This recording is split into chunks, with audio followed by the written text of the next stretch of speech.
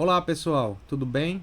Meu nome é Luiz Rezende, eu sou designer no Xcode e esse é um vídeo para fazer algumas reflexões sobre inteligência artificial no design. Eu fiz algumas perguntas para o público do grupo do Xcode no WhatsApp. Perguntei ao pessoal como eles tinham recebido as ferramentas de inteligência artificial nos seus processos, como têm utilizado, e tive respostas diversas.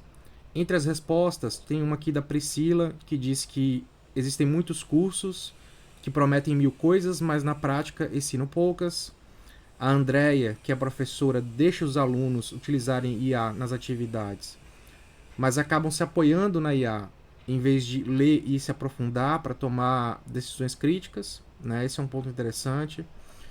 E o Beto comentou que é designer numa startup e usa IA para trabalhos repetitivos e aumento de produtividade.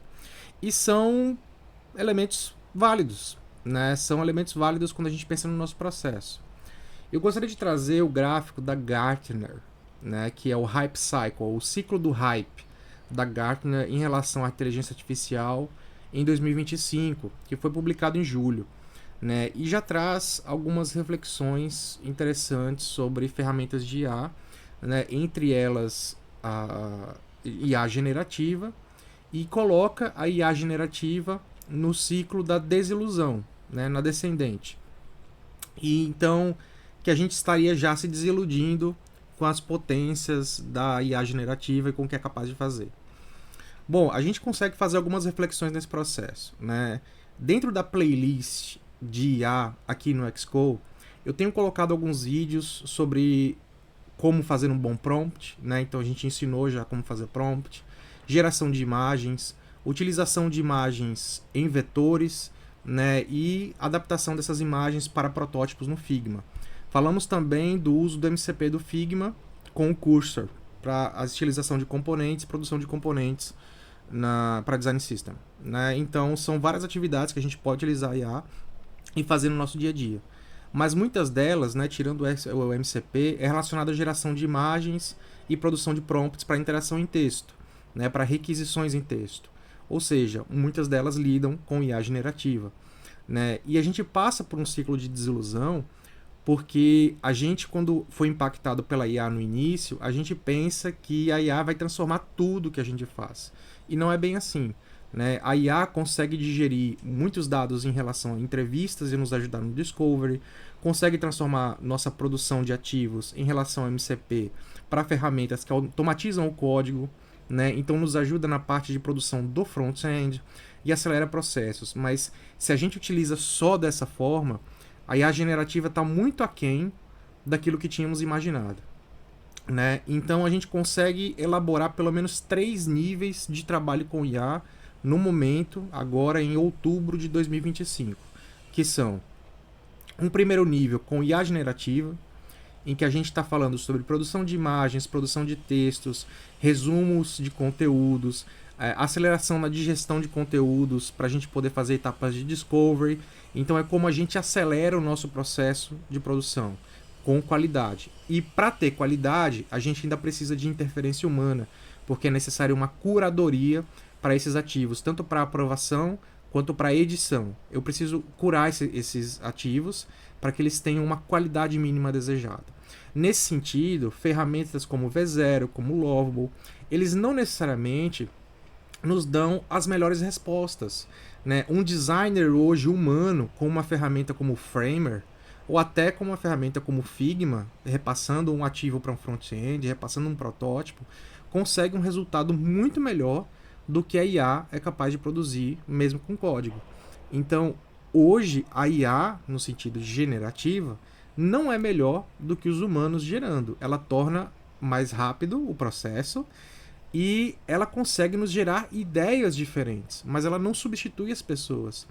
Eu ainda preciso da expertise visual, expertise de interação, expertise de UX. Eu ainda preciso dizer à inteligência artificial o que fazer e peço a ela ideias diferenciadas para explorar conceitos. Nesse sentido, ela sai muito bem.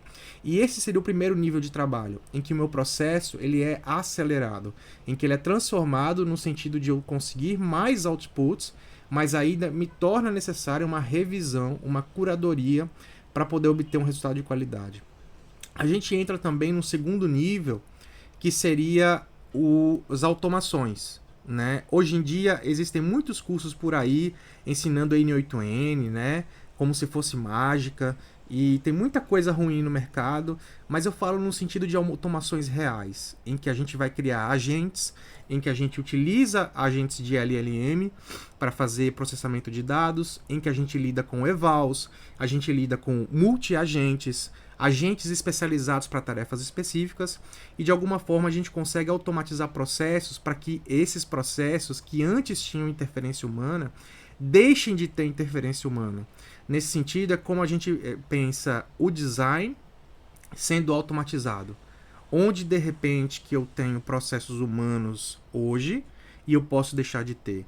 Então poderia ser incluir determinados documentos de discovery numa pasta e esses documentos serem automaticamente processados e gerados relatórios. Eu só estou dando um exemplo aqui, mas é como eu gero automações, né, no seguinte sentido, que é porque eu imagino que o LLM ou a IA que eu vou utilizar, que pode ser uma IA super especializada, ela tem em si uma inteligência, né? Na verdade, ela é um modelo estatístico, não é que ela é inteligente, ela trabalha bem com estatística, mas ela é predisposta a fazer um processamento de dados, de informações, de bits, né? Então, quais são esses processamentos que eu posso fazer na máquina, que eu não preciso fazer com o humano, e ela pode tomar boas decisões? Porque a partir do momento que eu trago essa inteligência para o processo, eu só preciso fazer uma administração de erros, ou de outliers, nesse sentido, que são casos mal administrados pela IA.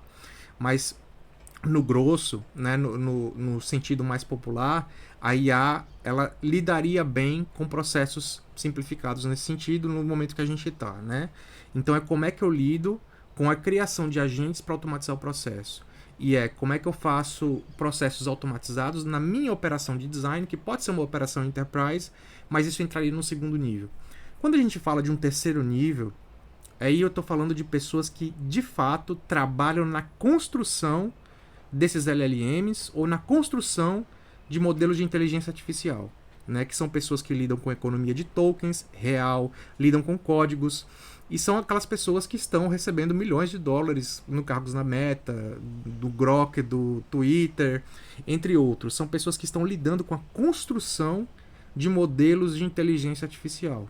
Já está num outro nível, porque são pessoas que falam um outro tipo de linguagem, que lidam com esses modelos estatísticos, né?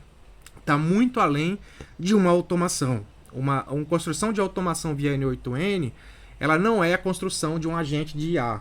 Né? Ela consegue fazer uma automação, ela utiliza agentes, mas você criar um agente, um modelo estatístico, está muito além disso. Então a gente consegue trabalhar nesses três níveis, e a gente consegue pensar a operação de design sob a seguinte perspectiva: como é que eu estou utilizando IA no meu processo hoje? Será que eu estou acelerando os processos com geração de imagens, geração de textos, multiplicação de ideias, para que eu, na minha mão, consiga gerar manualmente o processo? Será que eu tenho uma automação de processos e de gestão de dados, em que eu consigo automatizar relatórios e outputs que eu preciso para o meu dia a dia, no segundo nível? Num terceiro nível, será que eu estou criando um próprio modelo estatístico que de alguma forma me forneça o output que eu preciso? Agora, se a gente pensar que Lovable, V0, Cursor, ferramentas que conseguem gerar interfaces, são esses modelos estatísticos que estão sendo produzidos por alguém, tem alguém já pensando nisso. Tem alguém pensando em geração de interfaces. E eles ainda estão muito aquém do que seria interessante para a gente conseguir oferecer como solução para clientes finais, ou solução para as marcas com as quais a gente trabalha. Né? Então a gente ainda tem muito que evoluir. Estamos em 2025, conseguimos ficar empolgados, né? Mas a IA generativa está nessa curva de desilusão que a Gartner mostra. Né? A gente consegue acelerar processos, ela é transformacional num certo sentido quando eu consigo automatizar ou enriquecer relatórios, né? Mas entendam que à medida que a gente tem um relatório ou um dashboard, a gente não está necessariamente resolvendo problema nenhum. A gente está só se munindo de informações para que a gente tome uma decisão mais assertiva ou uma decisão mais acertada em determinado processo. E, ou seja, ele continua manual. Nesse sentido, a gente pode trazer uma reflexão de sempre continuar estudando, precisamos estudar mais, precisamos estudar melhor, para que a gente consiga evoluir nessa escadinha, né, do nível 1 para o nível 2, do nível 2 para o nível 3, se assim for necessário. Como que a gente consegue evoluir nesses níveis, no sentido de transformar o nosso processo de design ou a nossa operação de design, pensando aí em design ops, pensando em enterprise, né, que seria para grandes empresas, como que a gente torna de fato o nosso design transformacional.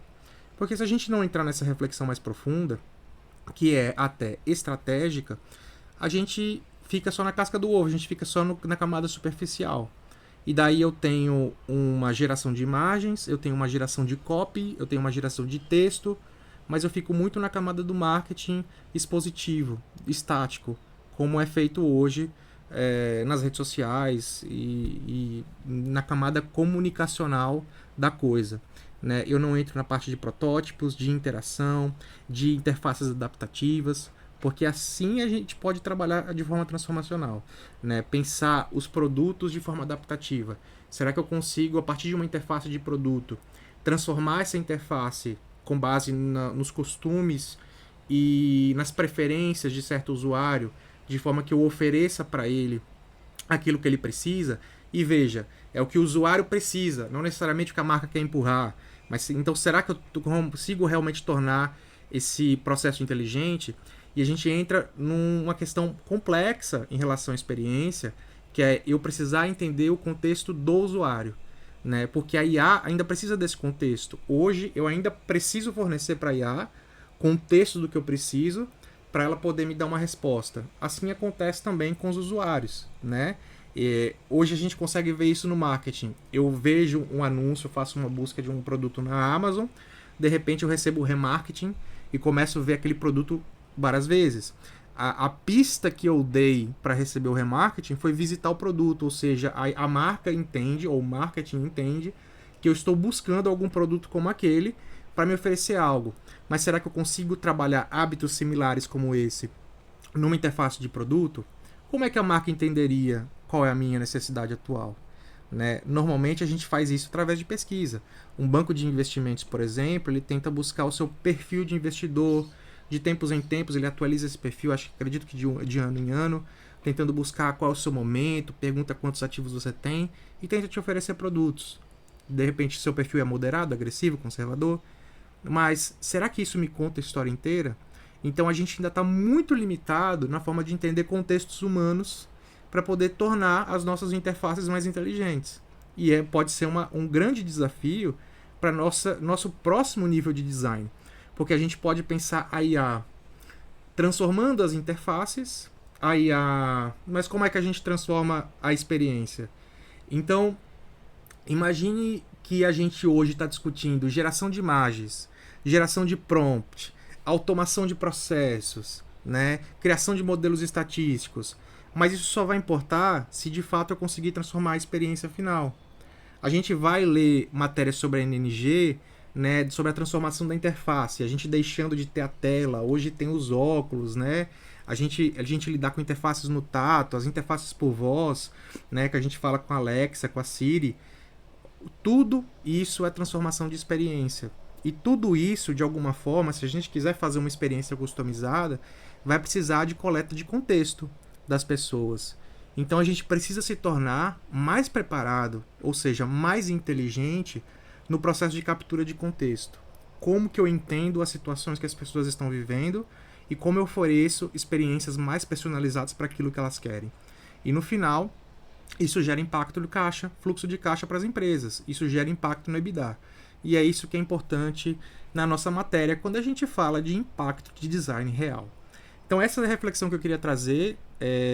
A gente pode estar só no início dessa aventura com IA, mas eu recomendo a vocês que continuem estudando. Eu estarei estudando aqui também. Vamos estudar juntos e, na medida do possível, peçam conteúdos aqui do Xcode e eu tento preparar algo e trazer para vocês. A gente já falou sobre prompt, sobre imagens em vetor, já falamos sobre MCP e tem muitos outros assuntos de IA que a gente poderia trabalhar. Então eu estou aberto a essa discussão, né? Vocês são todos bem-vindos e fiquem à vontade para comentar nesse vídeo e trazer suas reflexões. Até mais!